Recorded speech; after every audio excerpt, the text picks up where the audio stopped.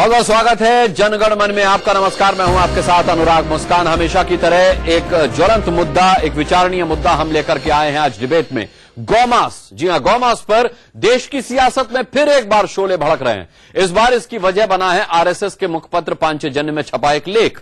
इस लेख में वेद का हवाला देते हुए कहा गया है कि गौ हत्या करने वाले पापी हैं, उनके प्राण ले लो। हालांकि संघ ने पांचजन्य के लेख से किनारा कर लिया है, पर विपक्ष ये मुद्दा अब छोड़ने को तैयार नहीं। आज जनगण मन में यही है हमारा मुद्दा भी कि क्या गौमांस के मुद्दे को जानबूझकर हवा दी जा रही है? आखिर बीफ पर इतना बड़ा बवाल क्यों?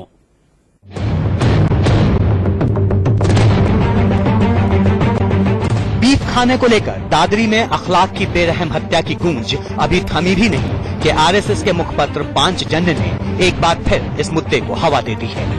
पांचजन्य में छपे एक लेख में कहा गया है कि वेद का आदेश है कि गो हत्या करने वाले पापियों के प्राण ले लो। हम में से कई लोगों के लिए ये जीवन मरण का सवाल है। सैकड़ों सालों से हमारे पूर्वज इसे रोकने के लिए अपनी जान की बाजी लगाकर हत्या करने वालों से टकराते रहे हैं। बात बढ़ी तो संघ ने इसे लेखक की निजी राय बताकर पांचजन्य में छपे लेख से पल्ला झाड़ दिया।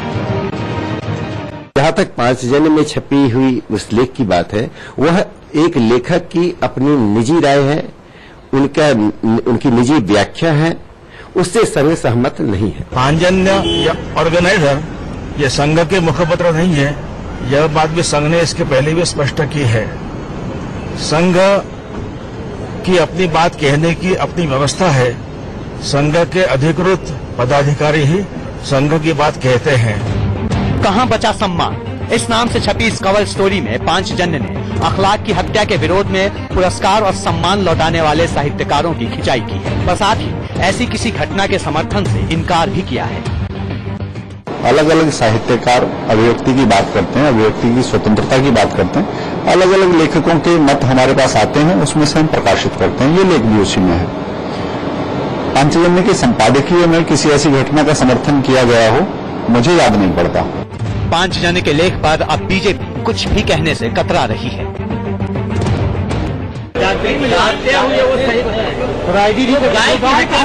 हत्या कर देनी चाहिए। क्या बीजेपी लोगों ने अगला सवाल।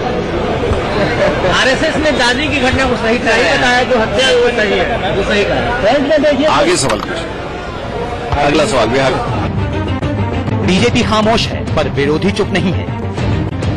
आरएसएस ने पत्रिका में छपा कि जो गौ हत्या करेगा उसकी हम हत्या कर देंगे, तो अपना जो करना है वो करे, उससे कोई असर पड़ने वाला नहीं है। यहाँ ये देश वेद के मुताबिक नहीं चल रहा, वेदों के मुताबिक नहीं चल रहा, ये देश भारत के संविधान के मुताबिक चल रहा है। इससे पहले हरियाणा के मुख्यमंत्री मनोहर लाल खट्टर ने भी बीफ पर विवादित बयान दिया था, जिसके बाद बीजेपी अध्यक्ष अमित शाह ने इस तरह की बयानबाजी से बाज आने की चेतावनी दी थी। सवाल है, गोमांस को लेकर देश में इतना बवाल क्यों मचा है? क्या इस मामले को जानबूझकर भड़काया जा रहा है? आखिर कौन कर रहा है गोमांस पर सियासत? दिल्ली से यतेंद्र शर्मा के साथ ब्यूरो रिपोर्ट, इंडिया न्यूज। आइए इस पर हम अब चर्चा शुरू करते हैं। चर्चा में आज जो मेहमान हमारे साथ होंगे, शाइना एनसी होंगी, अभी कुछ ही देर में हमारे साथ जुड़ेंगी। दुर्भाग्य अभी तक जुड़ी नहीं है, वरना पहला सवाल उन्हीं से पूछा जाता। शाइना एनसी बैठ चुकी हैं, पैच होना बाकी है। विवेक बंसल हमारे साथ हैं, स्पोक्स पर्सन कांग्रेस के, यहां स्टूडियो में मेरे साथ आ चुके हैं। सीपी राय साहब हमारे साथ होंगे, समाजवादी पार्टी के स्पोक्स पर्सन जुड़ चुके हैं हमारे साथ, सीपी राय साहब। इसके अलावा विनोद बंसल साहब यहां पर हैं, विश्व हिंदू परिषद के स्पोक्स पर्सन स्टूडियो में, और मौलाना अंसार रजा साहब मेरे साथ हैं, जो कि प्रेसिडेंट हैं गरीब नवाज फाउंडेशन के और धर्मगुरु की हैसियत से हमारे साथ जुड़े हुए हैं। तो सबसे पहले विनोद बंसल साहब, आप ही से सवाल पूछ लेते, क्योंकि शाइना एनसी अब तक हमारे साथ जुड़ नहीं पाई है, कनेक्ट नहीं हो पाई है। अमरवाणी को आप सही मानते हैं पांचजन्य की जो छपी है आज? पांचजन्य की वाणी कोई अमर वाणी हो ऐसा तो कोई नहीं मानता, लेकिन देखिए अगर उसमें लिखा है तो उसके पीछे कुछ तथ्य और उसके पीछे बैकग्राउंड भी है। आप देखिए, जो लोग सरासर सरेआम अगर ये कहते हैं कि नहीं मैं तो गौमांस खाऊंगा, आजकल ऐसे लोगों की एक बाढ़ सी चली आई है कि मुझे कहा कि मैं गौमांस खाऊंगा। कितने सारे लोग हैं। अभी आपके टीवी चैनल में बहुत पिछले 15 दिन से लगातार आ रहा है। दादरी कोई बात नहीं, मैं बता देता हूं आपको, मैं बता देता हूं आपको। दादरी की घटना क्यों हुई? आखिरकार वो अखलाक के साथ क्या कोई पड़ोसियों का कोई व्यक्तिगत कोई क्रिमिनल रिकॉर्ड था या उसके कोई फ्रिज में तो बकरे का मीट मिला। रंजिश थी क्या? नहीं, उसके फ्रिज में तो बकरे का मीट मिला। फ्रिज में थोड़ी होता है मीट यार, मीट तो जो खाने का चैलेंज देकर के खा चुका तो वो फ्रिज में थोड़ी मिलेगा। अच्छा, एक बात। दूसरी बात ये, अभी इसके अलावा जो है ना, ये बात पर ये जम्मू कश्मीर का घटना आपको ध्यान है, श्रीनगर में लाल चौक पर सरेआम उन्होंने कहा कि मैं गऊ मांस काटूंगा, गऊ काटूंगा। ठीक है, कहा था ये। इसके अलावा गऊ पार्टी दी थी, बीफ पार्टी हुई और उन्होंने कहा कि नहीं हम तो गऊ मांस खाएंगे। अगर इस तरह की बातें होती नहीं तो देखिए वेद तो आप कानून हाथ में ले ना, कानून हाथ में हिंदू समाज ने कभी नहीं लिया, न लेता। लेकिन इस बात को समझ लीजिए कि हमारे सीआरपीसी में ये लिखा हुआ है कि जब कानूनी मसला वो हिंदू समाज के लोग नहीं थे। नहीं, हम किसी को नहीं मारते। हम किसी को नहीं मारते ना हिंदू समाज जो हमेशा से जो चींटियों को भी अरे 5 जन्म में लिखा है, वेदों में लिखा है कि जो गौमांस खाए उसकी हत्या कर दो। अब वेद की बात समझ लीजिए। अपने यजुर्वेद के प्रथम मंत्र में लिखा है अग्न्या यजमानस्य पशु न पाही, यानी गाय को अग्न्या कहा गया है जिसका वध नहीं हो सकता, किसी भी तरह से नहीं मारना चाहिए बिल्कुल भी। ठीक है। और उनको ऐसे दुधारू लोगों की पशुओं की रक्षा करनी चाहिए। हमारे संविधान के अनुच्छेद 48 से 51 में बड़ा स्पष्ट वर्णन है कि गौ रक्षा के लिए कानून बनना चाहिए और गौ को किसी भी तरह से नहीं मारना चाहिए।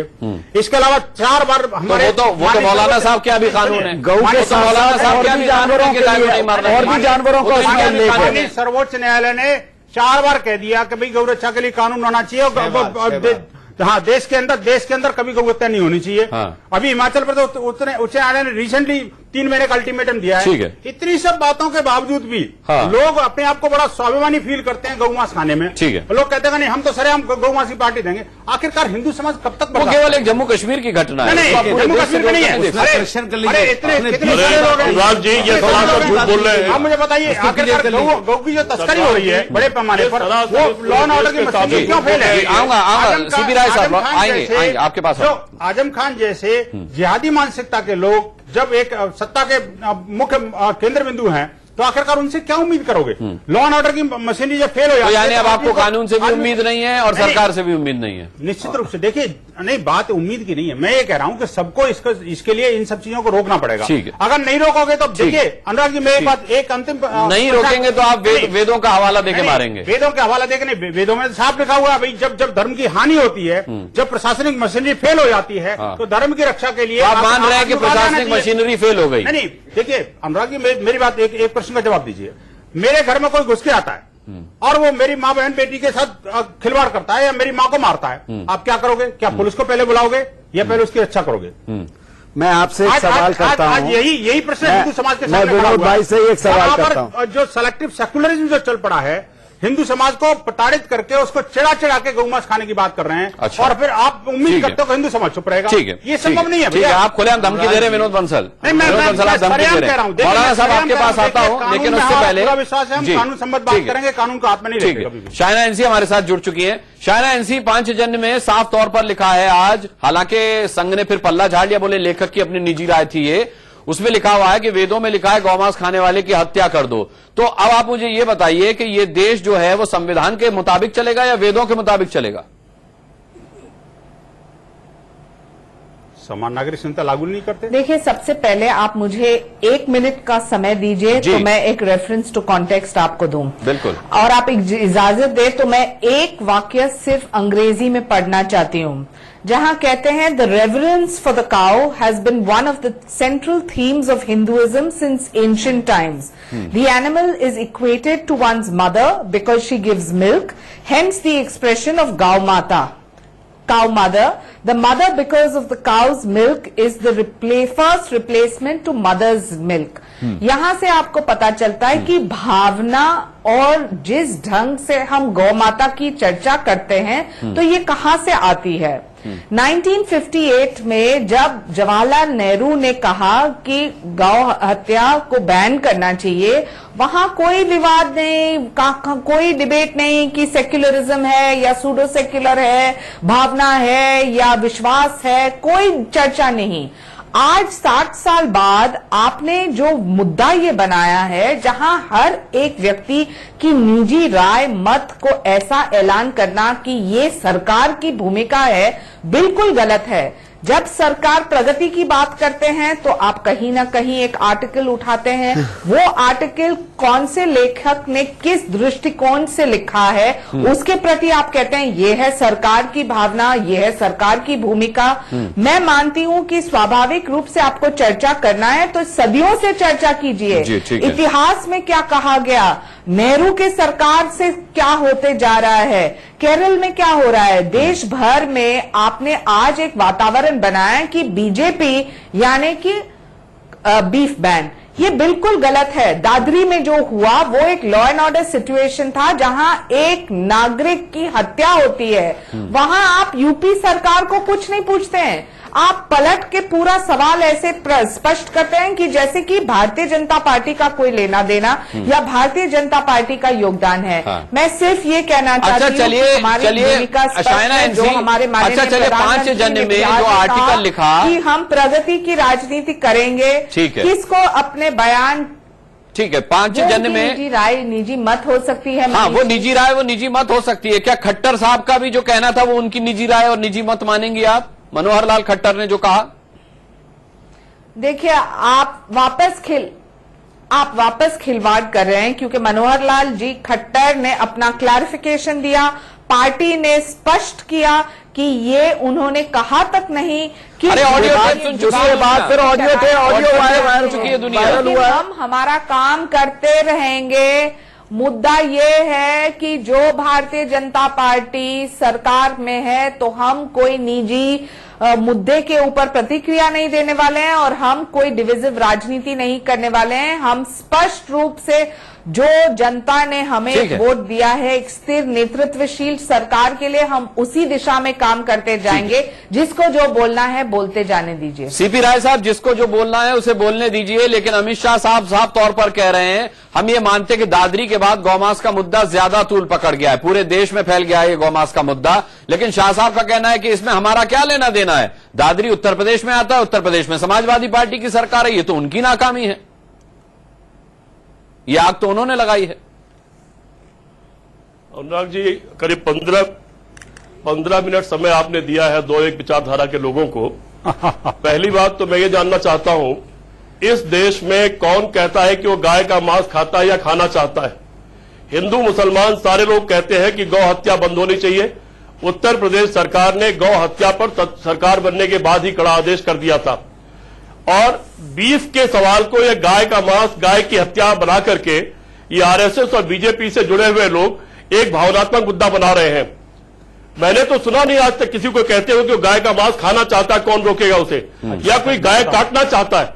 और अभी पिछले लंबे अरसे से मुझे याद नहीं है कि कभी कोई गाय काटते हुए पकड़ा गया हो या कहीं गाय का मांस पकड़ा गया हो। लेकिन ये आरएसएस और भारतीय जनता पार्टी के सज्जन और ये जो हिंदू परिषद के बैठे हैं, जरा इनसे जरा ये पूछिए, इस देखिए मैं आपको टोकता तो आप बोल नहीं पाते मुझसे ज्यादा, मैं टोकूंगा आप बोल नहीं पाएंगे। मेरे एक शब्द बोलिएगा नहीं मेरे बीच में, आप बोलिए। तमीज से डिबेट में बैठिए। पता नहीं किसने आपको हिंदू का ठेकेदार बना दिया है। हिंदुओं का तो दूसरी बात, अनुराग सुन लीजिए, आपकी बारी है। मैंने रोका नहीं है, लेकिन तमीज उनको भी बंसल जी, मुझे ठेकेदार बनाया। राय साहब बोलिए आप, हाँ अपनी बात कंप्लीट। मैं आपसे बड़ा हिंदू हूँ। ठीक है, आप बोलिए। मैं बड़ा हिंदू हूँ आपसे। अरे बड़े हिंदू होते तो 50,000 मुसलमान। अब ये फिर डिबेट जाएगी। बंसल साहब शांत रही, बोलिए सीपी राय साहब बोलिए आप। बड़ा अफसोस यह है अनुराग जी, बहुत अफसोस यह है, अभी कल परसों में 2.5 साल की बच्ची के साथ विभत्स बलात्कार हुआ है दिल्ली के अंदर। लगातार रोज बलात्कार, 2 दिन में 2 बच्चियों से बलात्कार हुआ। मैं इन हिंदुओं के ठेकेदारों से पूछना चाहता हूं, क्या इनको गुस्सा आता है? क्या इन्हें गुस्सा आया उस बच्ची के बलात्कार के शरीर को देख करके? क्या जिन माताओं चाहिए भैया आता है? सीपी राय साहब, सीपी राय साहब, बहस का मुद्दा पहली बात बच्ची नहीं है। दूसरी बात फिर आप अगर बलात्कार की बात करेंगे, आप बलात्कार पे सीपी राय साहब,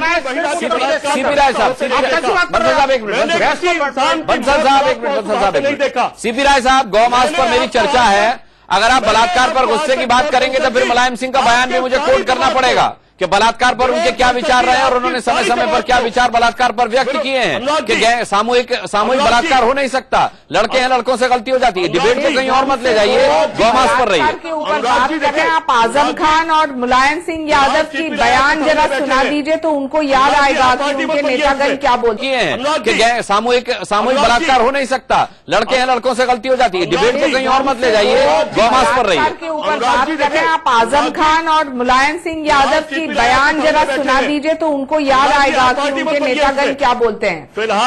फिलहाल आप, मुझे सब याद है, मुझे याद है कि कल जेटली साहब ने क्या कहा है कि बलात्कार छोटी मोटी घटना है, मैंने याद है मुझे। क्या यार, लेकिन आप अपनी सुविधा से याद करना चाहते हैं। अरे इस देश अनुराग जी, मेरा आपको क्या याद है कि मुलायम सिंह ने क्या कहा है?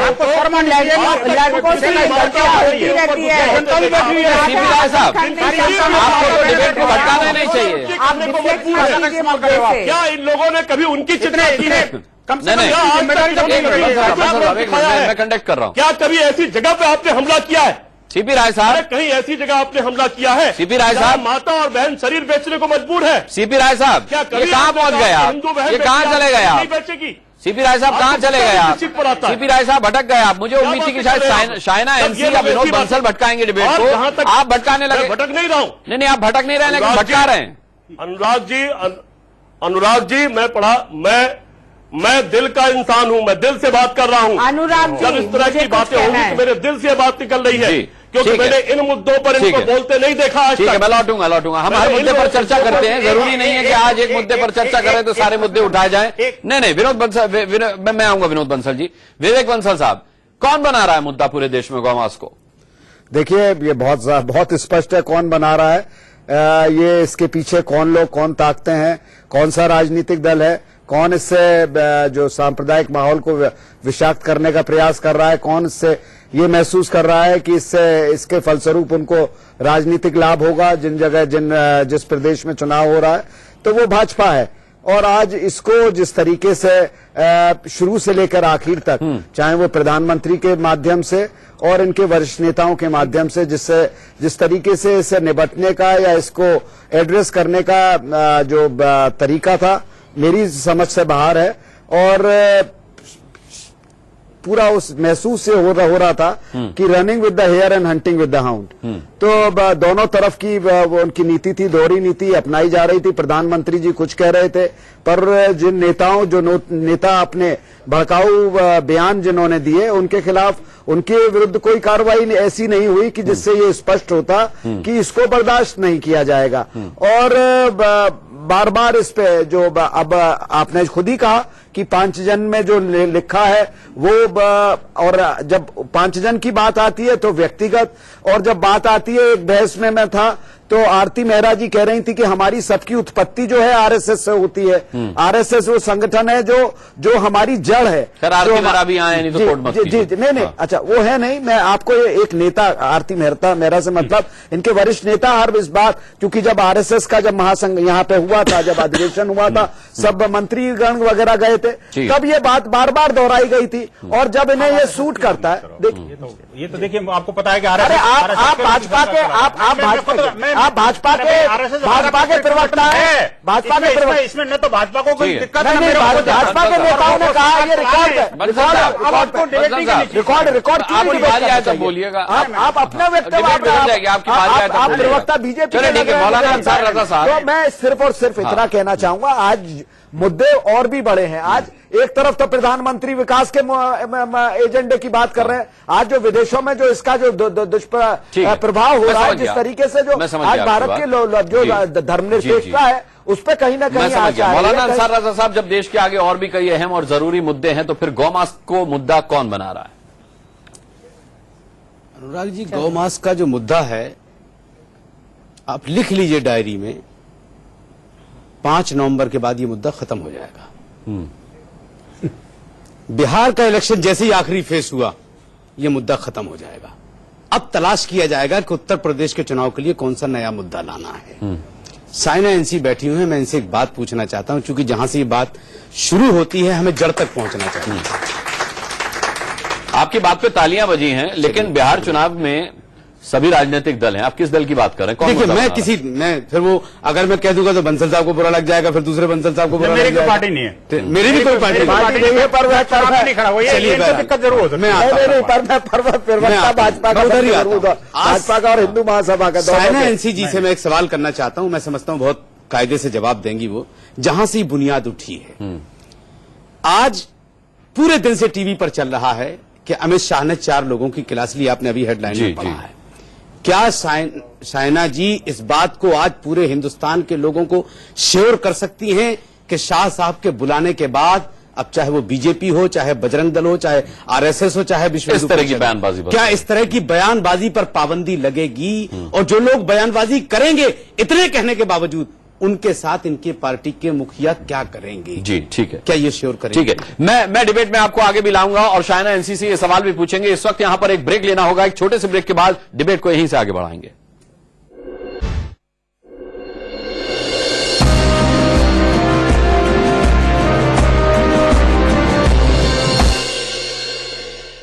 ब्रेक के बाद जनगणमन में एक बार फिर आपका स्वागत है और सीधे मौलाना अंसार रजा साहब ने जो सवाल पूछा था शाइना एनसी की तरफ, वो सवाल मैं बढ़ाता हूं। शाइना एनसी, अमित शाह साहब ने मोदी साहब के नाराज होने के बाद 4 नेताओं की क्लास ली। बेशक आप किसी की बयानबाजी को, किसी के आर्टिकल को उसकी निजी राय बता सकती हैं, लेकिन मौलाना अंसार रजा साहब ये जानना चाहते हैं कि क्या अमित शाह के क्लास लेने के बाद अब इस तरीके की बयानबाजी या निजी राय को सार्वजनिक करने का ये सब ट्रेंड बंद होगा?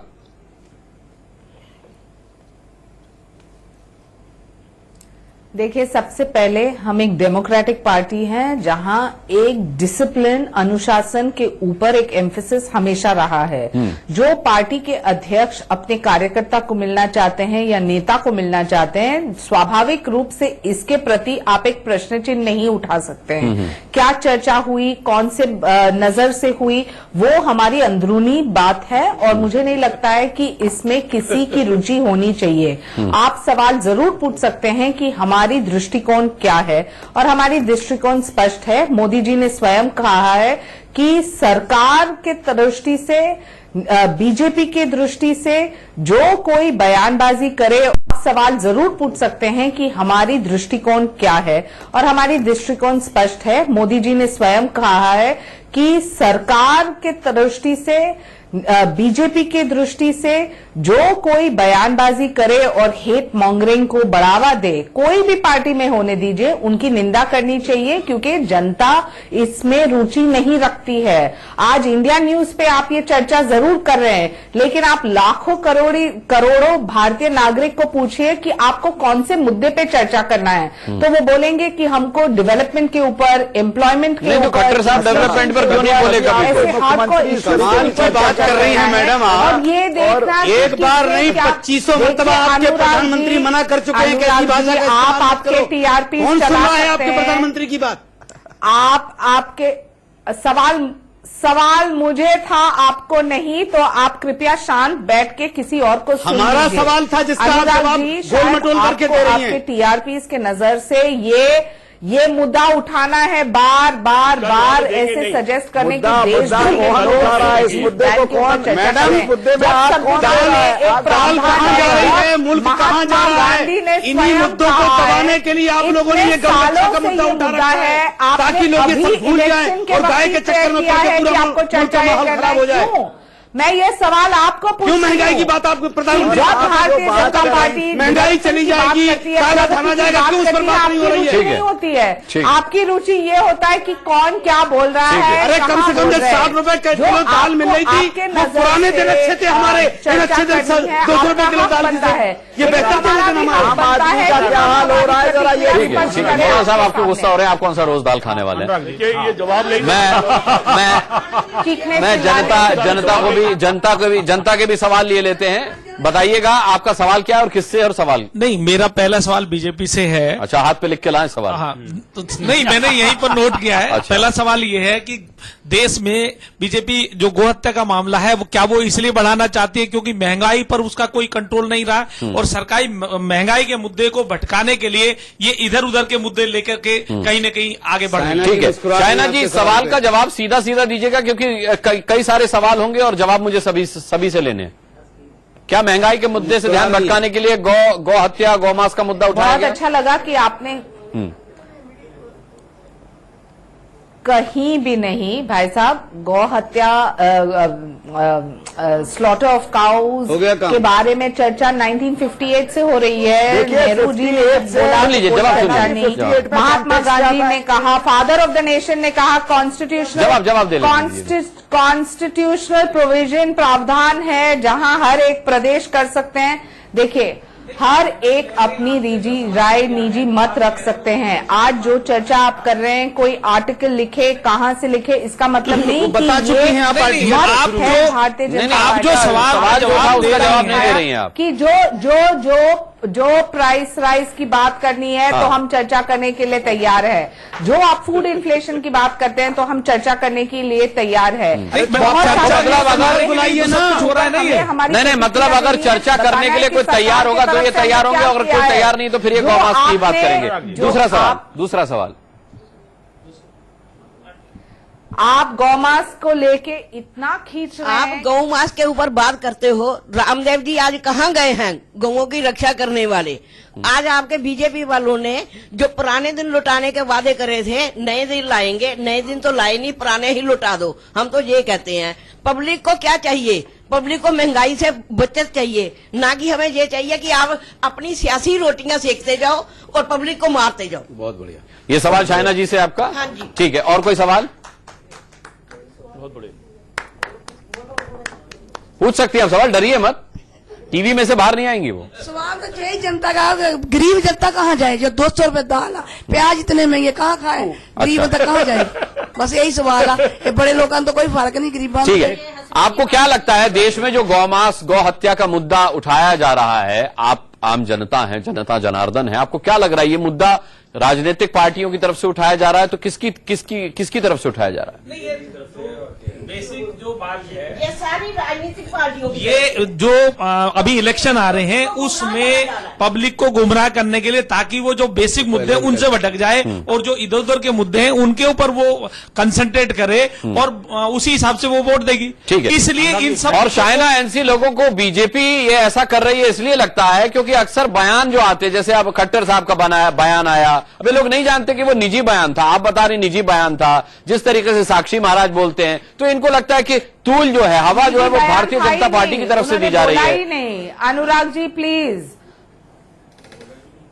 अनुराग जी, अनुराग जी, जनता का जो सवाल है वही सवाल मेरा है। आप क्यों गौमांस के ऊपर चर्चा कर रहे हैं जब हम आपको इकोनॉमी? खट्टर साहब गौमांस पे क्यों बोल रहे हैं? 5,000 में गौमांस पर क्यों लिखा जा रहा है कि जो 60 साल वहां पर सुशील मोदी क्यों कह रहे हैं कि हमारी सरकार लाओ, हम गौ हत्या पर पाबंदी लगा देंगे, हम डिबेट इसलिए कर रहे हैं। मैं आपको बता दूं, वहां सुशील मोदी क्यों कह रहे हैं बिहार की जनता से? आपको जरूरत क्यों पड़ रही है कानून बनाने की बात करने की? जो एक कानून बनाना है जो तो मैं समाजवादी पार्टी मौजूद है, जवाब कांग्रेस यहाँ मौजूद है, फिर जवाब नहीं देती। कहा है जहां इतने आप वहां वापस मुद्दा से भटक रहे हैं। मैं ये कहना चाहती हूं कि जब जनता चर्चा करना चाहती है इकोनॉमी के ऊपर, एम्प्लॉयमेंट के ऊपर, प्राइस राइज के ऊपर, फूड इन्फ्लेशन के ऊपर, हम भी उस दिशा में, मोदी जी भी इसी दिशा में जाना चाहते हैं और आप ऐसे सवाल तो क्या जरूरत आ पड़ी थी जो सुशील मोदी ने बिहार में कहा कि हमारी सरकार लाओ, हम गौ हत्या पर कानून बनाएंगे? वहां कौन ये चर्चा चाहता था? कौन सुशील मोदी से ये सुनना चाहता था?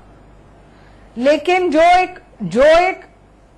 जो संविधान में ये प्रावधान है और जो चर्चा हो रही है इसके बारे में, जहां आपको पता है कि बहुमत के माध्यम से, लेजिस्लेशन के माध्यम से ये हो सकता है, जब महात्मा गांधी इसके बारे में चर्चा करते हैं तो कोई प्रश्न चिन्ह नहीं उठता है। जब भारतीय जनता पार्टी चर्चा करती है तो बहुत बड़ा मुद्दा बनता है। तो फिर आप ये बता रही हैं कि आप अभी तो आप कह रही हैं हम चर्चा नहीं करते।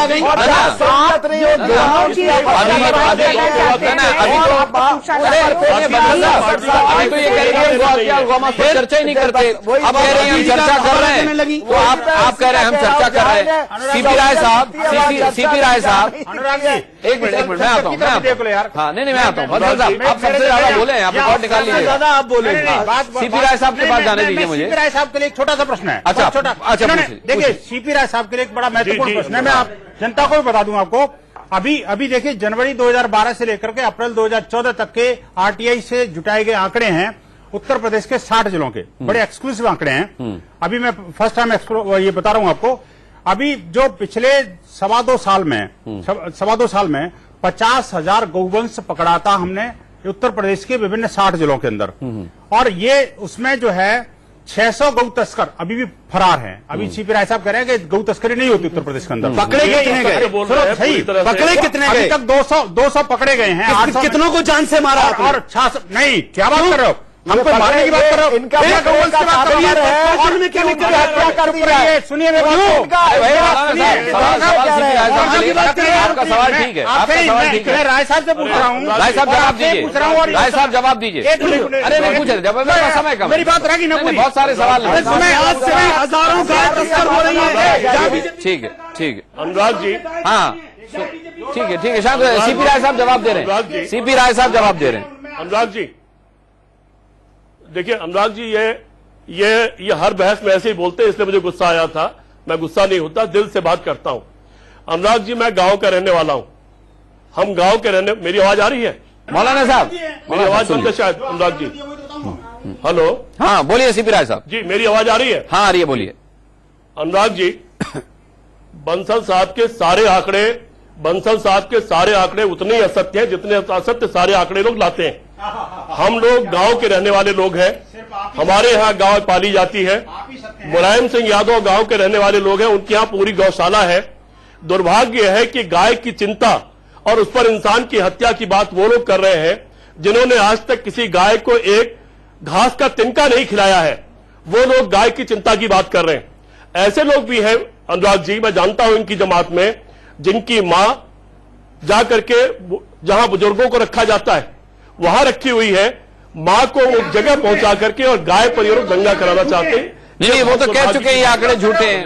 नहीं राय साहब, अगर ये आंकड़े झूठे हैं तो ये उत्तर प्रदेश पुलिस के आंकड़े हैं। अखिलेश यादव की सरकार बनने के बाद इनको पता ही नहीं है प्रशासन में क्या हो रहा है। अखिलेश यादव की सरकार बनने के बाद मुलायम सिंह जैसे जिहादी लोगों के ऊपर इनका कोई अंकुश ही नहीं है। और सर आजम खान जैसे, ठीक है, आजम खान जैसे लोगों के साथ जो है। ठीक है, हम और भी सवाल लेंगे, डिबेट को यहीं से आगे बढ़ाएंगे। एक छोटा सा ब्रेक ले रहे हैं, छोटा सा ब्रेक लेकर फौरन वापस आते हैं।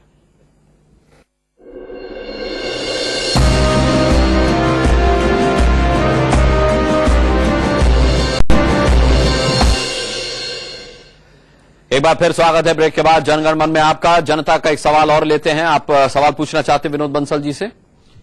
हाँ, विनोद बंसल जी से मेरा सवाल ये है, अगर जिस तरह से गाय पर अभी चर्चा हो रही है हमारी, तो एक अभी रामचरितमानस में सुंदर कांड में 58वीं जो सूक्ति है उसमें क्लियर कट लिखा हुआ है, ढोर गंवार शूद्र पशु नारी सकल ताड़ना के अधिकारी। तो आप ये देखिए कि 50% जनसंख्या, मतलब 70% जनसंख्या को ताड़ना के अधिकारी बना रहे। अगर इस तरह से हम चलें धार्मिक ग्रंथों के ऊपर, वो किसी ने भी लिखे, इसमें हमारा ये नहीं है कि कंट्रोवर्सी नहीं, लेकिन अगर इस तरह से हम धार्मिक ग्रंथों को मान के उनके ऊपर चलने लगे तो आधे लोग तो वैसे ही पिस जाएंगे। जी, क्या बात है, कितनी बात। आप क्या समझते हैं इसको, इसका अर्थ क्या समझते हैं, ये बता दो। नहीं, सकल मेरे पास समय कम है, इनके सवाल का जवाब दे दीजिए। नहीं देखिए अनुराग जी, इनके मन में क्या है ये जानना बहुत जरूरी है। चूंकि रामचरितमानस की एक पवित्र चौपाई के बारे में इन्होंने चर्चा की है, निश्चित रूप से मैं जवाब दूंगा, पक्का जवाब दूंगा। लेकिन मन में क्या है, क्या आप ये समझते हैं कि इसमें ताड़ना का मतलब होता है पीटना उनको? ना, बिल्कुल गलत। ताड़ना का मतलब आपको बताएं? नहीं, ये नया मतलब ताड़ना वो आंखों से देखने वाला ताड़ना तो नहीं है। समझिए आज के परिप्रेक्ष्य बंसल साहब। अच्छा, मुझे लगता है विवेक जी आप ही बता दो, कांग्रेस क्या समझती है इसको, जरा ये स्पष्ट हो जाए। नहीं, कांग्रेस मेरे पास जवाब है। कांग्रेस जिस तरह से कूदे हैं, मैं उसकी बात कर रहा हूँ। जवाब है मेरे पास, जवाब में है, जवाब है लेकिन दूंगा नहीं। जवाब दूंगा मैं। इसमें कूदे हैं, जवाब है लेकिन मैं दूंगा नहीं। इंटरप्रिटेशन क्या है? इनसे एक और सवाल पूछ लूंगा यार, फिर वही बात यार। सुनिए, जवाब उसी में जवाब है। अच्छा सुनिए, मैं इनसे पूछना चाहता हूँ, धार्मिक ग्रंथों की इन्होंने आड़ लेके ये कहा कि गौवध जो है वो पाप है। मैं इनसे पूछना चाहूंगा, धार्मिक ग्रंथों में नहीं, जवाब इनके पास है। यजुर्वेद में लिखा है, वो जो लिखा है पुरुष सूक्त की जो वर्ण व्यवस्था है उससे सहमत है? ठीक है, जवाब बंसल साहब के पास है लेकिन ये देंगे नहीं। मौलाना साहब, कुछ मन में आ रहा है आपके? कुछ मन में आ रहा है आपके? नहीं, मैं बताता हूँ, बिल्कुल सुनिए, साहब रुक जाइए। नहीं देखिए, जब मौलाना साहब कुछ सुना रहे हैं, उन्होंने अभी कुछ लिखा है। हमारे मन में क्या है, हम तो सिर्फ एक ही बात। मेरी आवाज आपने बंद कर दिया है? जी, सीपी राय साहब एक मिनट, अपनी राय रहने दीजिए, हमारी राय सुनिए। लेकिन सुनिए मौलाना साहब, समय खत्म है। हम सिर्फ इतना कहेंगे, नहीं, क्या आपने मेरी आवाज बंद कर दिया है? मोहब्बत है, अनुराग जी, मोहब्बत है आपकी तो बात फिर को आओ कौन नहीं रोक वतन सकता? पर सर कटाते हैं। सुनो बंसल साहब, बहुत गाय अनुराग की जी, चर्चा हो गई। मोहब्बत अनुराग है जी, तो फिर अभी आओ आपके- वतन पर सर कटाते हैं। हाँ। अनुराग बहुत जी, आसान है टीवी पे वंदे मातरम कहना। चलिए, बहुत बढ़िया बात कही। सवाल बहुत सारे इस मुद्दे पर, जवाब भी है, लेकिन जवाब देने वाले जवाब देना नहीं चाहते। ये बहुत बड़ा दुर्भाग्य है। लेकिन जनता जनार्दन सब जानती है, सब समझती है। हमने जनता से बात की, उसे पता है ये कौन कर रहा है और किस मंशा के साथ कर रहा है। तो कम से कम आग लगाने वाले आग बेशक लगाएं, लेकिन आग लगेगी नहीं, क्योंकि जहां आग लगनी चाहिए, जहां आग लगाने की कोशिश की जा रही है, वो लोग बहुत सजग हैं, वो आग लगने नहीं देंगे। यही उम्मीद इस देश में बाकी है। बहुत बहुत धन्यवाद करना चाहेंगे जनगण मन में सभी का शामिल होने के लिए। अगले हफ्ते फिर किसी मुद्दे के साथ हाजिर होंगे, तब तक के लिए इजाजत दीजिए।